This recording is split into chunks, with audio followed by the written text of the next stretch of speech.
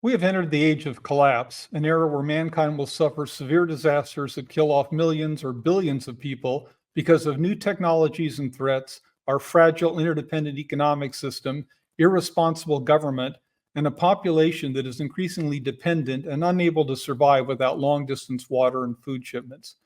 I'm Dr. Drew Miller, a retired Air Force intelligence officer. In the next 15 minutes, I'll highlight the growing array of threats we face, many from new technologies and artificial intelligence that will lead to catastrophic collapse disasters. There have been about 15 mass extinction events on our planet. 5 of these eliminated more than half of all species then inhabiting Earth. Yellowstone or other supervolcanoes could erupt, or an asteroid strike could again cause a mass extinction event. But it is man-made threats and new technologies that are rapidly increasing the likelihood, the inevitability, of huge disasters that lead to a collapse, our economy not functioning, and widespread, long-lasting loss of law and order as desperate people starve to death. Bioengineering today allows a single individual to create a virus that could exterminate most people, or a plant virus to destroy crops. When our fragile electric grid goes down, something a terrorist group or even a tiny nuclear power like North Korea could do, most Americans will die. Artificial intelligence has raised the likelihood and severity of existing collapse threats and will invent new ones. AI is being used to develop new medicines and will be misused by bad people to develop deadly new viruses, easier means to enrich uranium for nuclear weapons, new poisons, and novel new ways to kill people we never thought of before. When the first collapse hits, most businesses are likely to be destroyed, as well as a large part of humanity. I'm going to go through these slides very quickly. Hit the pause button if you want to read or study a slide in detail. My qualifications to speak to you on collapse threats are laid out here. Again, pause if you want to thoroughly read a slide. The H5N1 virus, previously called avian or bird flu, continues to spread into more mammal populations. The early 2024 human case in the US is not from human-to-human transmission of H5N1, but contrary to the big lie the Center for Disease Control keeps repeating, the risks of H5N1 are huge and quickly getting worse. H5N1, which historically has been about 60% lethal to humans, recently had a major mutation enabling it to spread in mammal populations. It's now spreading in more than 200 different mammal populations. These mammal hosts serve as mixing vessels, helping the H5N1 virus spread to new species and eventually us. In March 2024, the US had its first case of goats with H5N1, and the virus then infected dairy cattle in Kansas and Texas. The current variant of H5N1, Claude 2344b, is considered a new monster by scientists. Biologists have testified before Congress and written articles warning that H5N1 could kill 1 billion people. The Collapse Survival mobile app issued a threat alert warning about H5N1 mutations and its expanding spread in mammal populations, warning that it could become human-to-human transmissible at any time. Rather than natural mutations, H5N1 could be deliberately altered by humans and released as a bioweapon at any time. If you are aghast at how the US government gave money to China for them to do gain-of-function research in Wuhan, then you'll be even more appalled to know that we also did this gain-of-function research to successfully develop a mammal-to-mammal transmissible form of H5N1. Researchers were able to get ferrets, a mammal with a respiratory system very similar to humans, to incubate H5N1 and develop the variant of H5N1 that was air transmissible between ferrets, mammals like us. But here's the worst thing. They published how they did it, explained the fairly simple procedure they used, so any country or small terrorist group or even one dedicated bad person can use the technique to develop a human-to-human transmissible version of this highly lethal virus.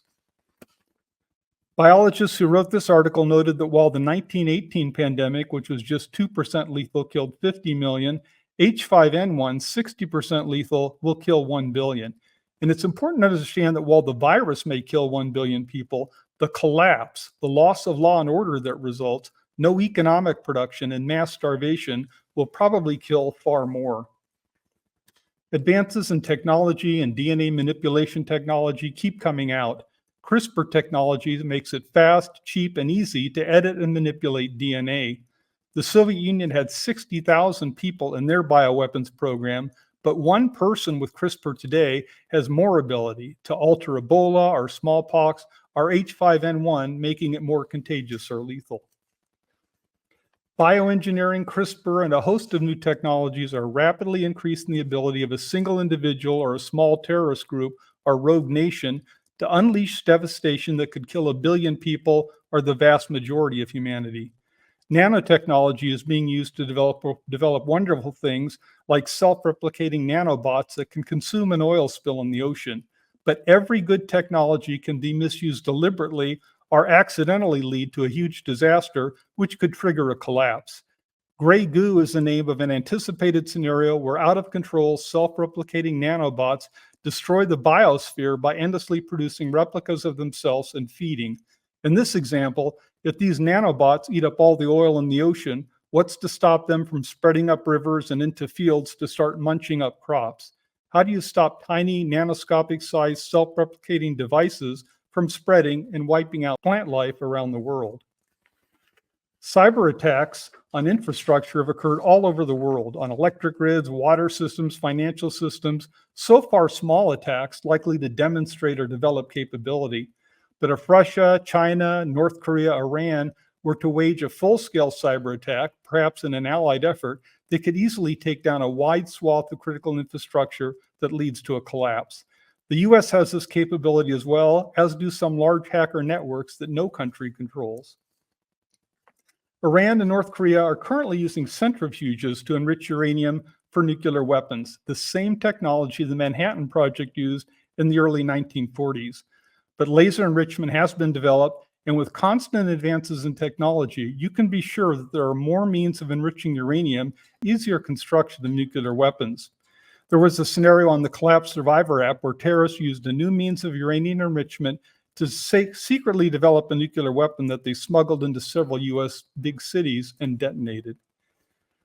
Russia now has hypersonic cruise missiles that can travel at over 5 times the speed of sound at low levels, making them almost impossible to track or shoot down. They're now starting mass production. China and the US have them too, and you can be sure that they will end up in the arsenals of other countries. They can be armed with a nuclear warhead, fired from a boat off the coast, launched from a modified civilian aircraft, and unlike an ICBM, we'd have a hard time proving where it came from or who was responsible. So they may conclude that this is a good way to blow up Washington, D.C. and plunge the U.S. into a collapse without bringing on any retaliatory attack. This list of threats could go on for hours. Let's jump to the more important point. The destructive power of individuals continues to skyrocket, whether it's developing and releasing a deadly virus that kills billions, executing a cyber attack that takes down the electric grid, or a rapidly, seemingly endless growing list of new ways to kill people and trigger a collapse. Individuals increasingly have unprecedented power to cause destruction and damage that took a large group or nation state in the past. The terrorist or nation state, or even one dedicated individual, can take existing technology like CRISPR, which you can buy used for just a few $1,000s, and design a new virus or modify an existing deadly virus to more effectively kill humans. But wait, it's actually getting much worse, because every existing technology can now be made more lethal by bad people employing artificial intelligence to develop more efficient means of killing people and escaping countermeasures. Long before AI and robots reach a stage of artificial general intelligence, where AI systems develop a self-preservation instinct, AI will be used by bad people to kill off billions or most of humanity. You can be 100% confident of this. AI is being used now to develop better drugs to save lives, and AI is being used by bad countries and terrorists to develop deadly new viruses. Artificial intelligence is not a future collapse threat, it is a current collapse threat. You can be confident that Iran, North Korea, Russia, China, Al-Qaeda, and many others are using AI to develop better weapons of mass destruction. And you can also be confident that some biologists or environmentalists concerned about global warming and the destruction of the planet by too many people is using CRISPR and AI to develop better viruses to kill off billions of humans and save the planet. Mammalian weeds, as one biologist referred to people in an article on biotechnology. AI will find easier, faster, and impossible to detect methods of enriching uranium to develop nuclear weapons. AI is also likely to invent brand new ways of developing atomic weapons or other means of destruction that have never occurred to humans. AI can figure out completely new ways to kill that humans would never think of. That is why AI defeated the best player in the ancient game of Go. The AI pursued strategies and tactics that in thousands of years humans had never come up with, but proved superior. That is why you see rich people and CEOs building private security bunkers, not just in the US, but in New Zealand and all over the world.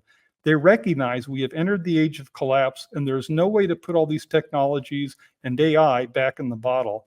The popular view of AI is wrong, however. It's not the risk of AGI and bad computers and robots that is years in the future. It's the current now threat of AI being used by bad people to develop better means of mass destruction.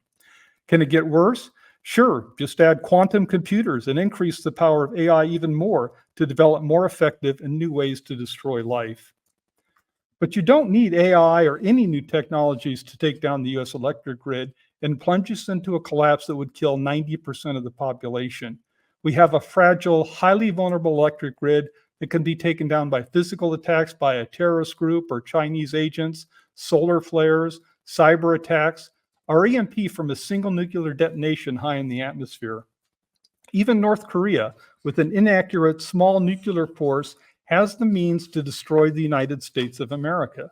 A Congressional EMP Commission study warned back in 2008 that our electric grid was highly vulnerable and that an EMP attack could kill 90% of Americans. Congress did absolutely nothing then or in the decades since to require utilities to harden the grid or to warn American citizens of this fatal vulnerability our enemies are very well aware of. North Korea got help from Russia to design their nuclear weapons to be optimized for EMP effect. North Korea could take out the US, and Iran will likely have this capability sometime soon. Our military not only does not have its own electric system, it's dependent on our fragile civilian electric grid. If China wants to invade Taiwan, they can take it without US interference by simply taking out our electric grid. Our military becomes low-tech and largely powerless at this point. It's the obvious Achilles heel of the United States, an absolutely fatal flaw, and it will be surprising if this weakness is not used to knock us out. Indeed, even if we made the decision today to harden the grid, in the years it would take to do so, we must expect that Russia, China, North Korea, Iran, or a dedicated terrorist group will execute an attack to take it down rather than lose this fantastic opportunity to easily destroy the United States. If we survive and recover, there should be a tribunal for criminals like the Nuremberg Tribunal after World War II, not for the foreign enemies who took the grid down, but the elected officials who for decades, with clear knowledge of this catastrophic vulnerability, did nothing to fix it. If you think I've exaggerated the vulnerability of our electric grid, the 90% lethality warning given by the former director of the CIA, or the irresponsible criminal misconduct of our government in failing to do anything to harden it, then watch this award-winning documentary about the grid. As we've seen with new technologies and AI, the probability of trigger events that could yield a collapse is rising. We're increasingly vulnerable to pandemics and huge casualties when there is any disruption to normal economic activity and food production because of rising overpopulation. Our economic system is more complex, more globally interdependent, more vulnerable to disruptions. We make this much worse by giving up stockpiled inventories in favor of just-in-time deliveries that improve business profit margins but leave no cushion to keep people fed and alive if supply chains are interrupted or production stops. Worse, we are a massively urban and suburban population with dangerous dependence on long-distance supply of not just food, but drinking water, all of which depends on our fragile electric system that our irresponsible government won't bother protecting.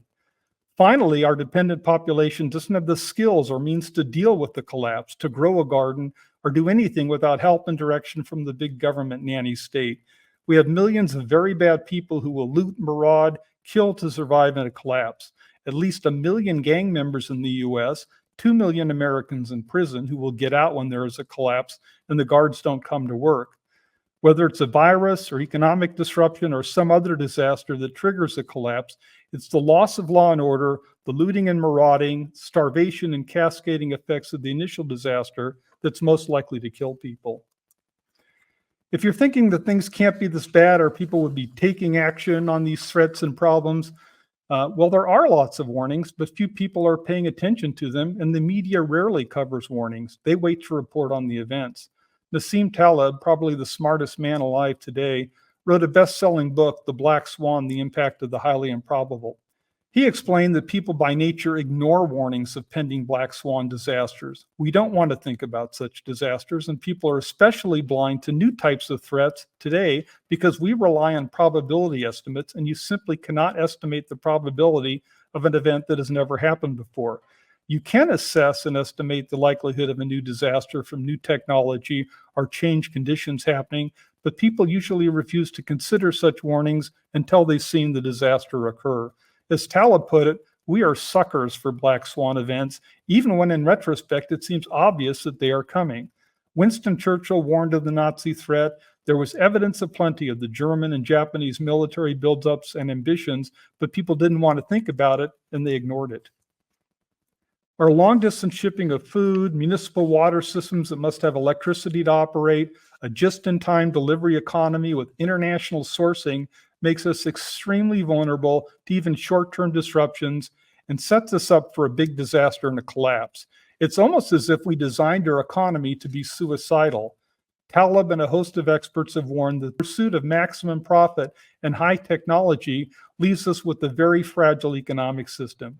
We've had world trade for centuries, but for spices and silk and trivial things. When a disaster hits, grocery stores will be looted in the first hour. Law and order will quickly vanish in cities and eventually almost everywhere. Food truck drivers will quickly realize it's not safe for them to drive food into cities. Even in Katrina, which should have been a mild disaster, the violence of looting marauders scared truck drivers, and many refused to go into New Orleans without military troop escort. When people face starvation, they will steal, and if necessary, many will kill to survive. Our society is full of a lot of bad people who don't need an excuse to loot and maraud. A collapse could occur without a trigger event. Looting just starts and spreads. We've seen this for years now, from Baltimore to Portland. We've seen widespread, uncontrolled looting that overwhelms police capability. Millions of bad Americans are ready to loot and maraud whenever they see an opportunity to take advantage of police being overwhelmed, as they are when a big protest event occurs.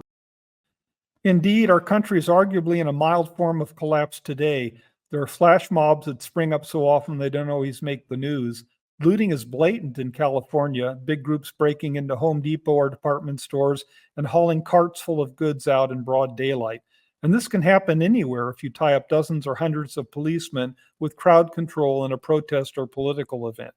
There are lots of bad people who know that they can start looting and there just aren't enough policemen to respond. When any big disaster strikes, police will be overwhelmed, and it will be open season for gang members, looters, joined later by millions of good Americans who turn to looting and, if necessary, killing to avoid starving to death. Looters and marauders will have lots of opportunities this year during the presidential election campaign that may be very violent. Ray Dalio, the founder and CEO of Bridgewater, the largest hedge fund, makes his fortune by correctly predicting future events. He estimated a 30% chance of civil war in the 2024 election, and that was before it was a guaranteed Biden-Trump grudge rematch. The election will have lots of violence that could spiral out of control and cause a collapse. And after the election, the losing side may engage in worse violence. Some states may succeed, some form of civil war could break out. This was simulated in a collapse survival app training exercise. And during this exercise, a simulation conducted in March 2024, where election violence during the 2024 election got so bad that the National Guard had to be mobilized, the amazing thing was this happened in real life. New York actually did call up their National Guard to back up police due to the increasing out-of-control violence and attacks in the subway system. So in good times, there are not enough police. Imagine now how bad it will be after a real disaster hits and you're trying to survive in a big city or even a big suburb. There will be no police to help you. Here's the bottom line on trends in new technologies, threats, and our fragile economy and society. The destructive power of individuals continues to skyrocket. whether it's developing and releasing a deadly virus that kills a billion, executing a cyber attack that takes down the electric grid, using AI to develop a new poison for municipal water systems, or an easy way to build nuclear weapons. Individuals have unprecedented power to cause destruction and damage that took a large group or nation state in the past. And it's far easier to disrupt and cripple our modern, integrated, complex, dependent, fragile economy than a local agricultural-based economy. Any big public protest or surge in looting and police are overwhelmed. Law and order can vanish. If society breaks down, it may not come back for a long time, especially if the electric grid or some other big disaster has damaged our infrastructure. We don't have pioneers anymore. We have people specialized in skills and work that is worthless in a collapse situation, not farmers, but dependent city and suburb dwellers with poor survival skills, few local resources, who will be dead in 3 days without water, 30 days without food. We cannot calculate the probability of a collapse from past occurrence data, but by assessing the risks, talking to experts, the Disaster Preparedness Threat Watch and Collapse Warning System estimates the annual probability of a collapse at anywhere from 2 to 33%. It's highly uncertain, but it is definitely not a low probability. Disaster preparedness tracks over 50 trigger events or disasters that could lead to a collapse. There are other things, like some social protests that leads to violence, looting, and spirals out of control that aren't listed. And it's important to realize that the economy could break down and law and order could vanish for many irrational and unpredictable reasons beyond the threats we track. The probability of the trigger events is definitely rising, due largely to advances in technology, new means to create weapons of mass destruction, and trigger immense damage that leads to a collapse.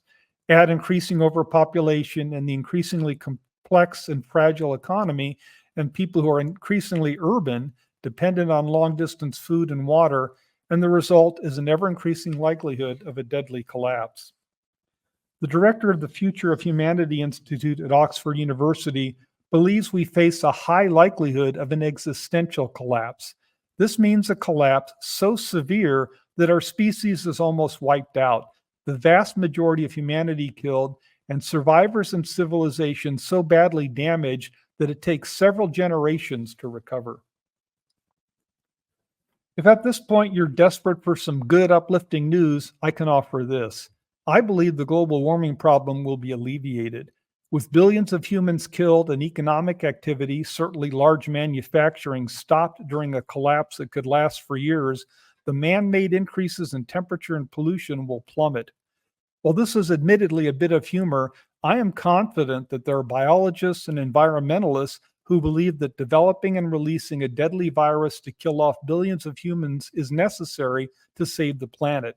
And they could make the moral argument that by killing 5 billion humans now, they can enable the lives of 50 trillion future humans and other creatures that have a right to life if they stop what they see as a huge, unjust disaster and massacre.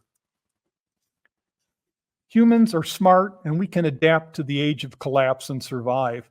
We need a much larger Army National Guard and should form a civil ground patrol of volunteers like the Air Force's Civil Air Patrol I support. Of course, we must harden our electric grid, switch to local microgrids, and stop lying to citizens. Admit that H5N1 is a huge threat, not a low risk, that our grid is fragile, and that we face a large and rapidly growing array of threats, many unstoppable, that are going to lead to huge disasters and collapse.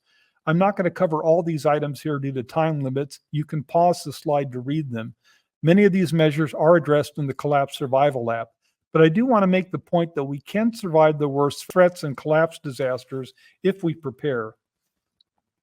It's wise to ask, if we are now in the age of collapse, then why isn't the government warning us about this? There are many reasons why. You can pause and read them all here. I'll just cover a few. Career politicians are focused on re-election, and they get big donations from utility companies and corporate and big university lobbyists. There is no lobbying group donating money to improve preparedness. Government officials also prefer a dependent public that follows their direction and trusts them to always know what's best and protect them. They don't want to panic the public or look ineffective. They just want citizens to trust that government knows best and will keep them safe. Just pay your taxes and reelect them. And improving preparedness means citizens with AR-15s and ammunition and the end of a lot of government regulations and jobs that today make it hard, far more expensive, sometimes impossible to prepare, like bans on wood stoves, the only reliable means of heat and energy in a collapse. Government isn't just failing to warn of collapse threats, they are the biggest and worst barrier to preparing for survival. And for their survival, they're taken care of. Congress will be safely sheltered at Mount Weather and other FEMA sites. The priority of government at all levels is continuity of government, which means keeping them safe and alive, drawing off police in a collapse to protect them, while citizens are left with even less law enforcement resources when they need them the most. Since our irresponsible, self-serving government will not give honest warnings of threat information and is the biggest barrier to surviving a collapse, you need to get prepared on your own. You need to get better sources of information and threat alerts.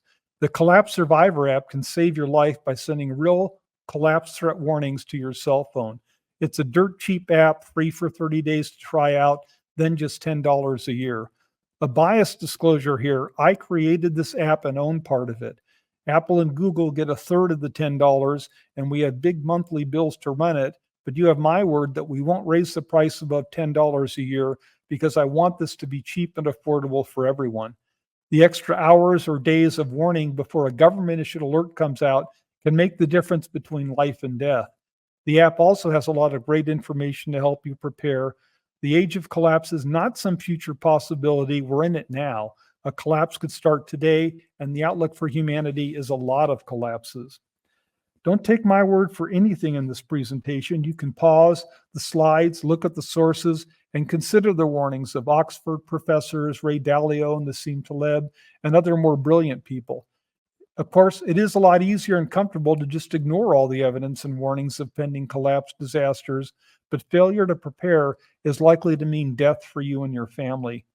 We can't know what the first trigger disaster event will be, what new means AI will develop to kill people, and I'm not criticizing our intelligence community, our military, our police, but we have to accept reality and recognize that there is no way we can stop all the threats we face and no way to avoid the age of collapse. We are going to suffer collapses that will kill billions of people, some lasting for a year or more. There are revolutionary changes we can make to improve our resilience and reduce our vulnerabilities, but most are not going to be made until the wake-up call of a huge collapse disaster. My goal is to survive the first collapse and help to rebuild a new society with responsible government and a society that's resilient to the follow-on collapse disasters. Prepare for the age of collapse. There are dozens of great podcasting prepper skill videos and podcasters who can help you. The Prepper Broadcasting Network, experts like Sean Ryan, a former Navy SEAL with the great podcast. You can't trust the government for honest information, and mainstream media seems to be controlled by big corporations that don't want to rattle the cage. So find better sources of news like those listed here.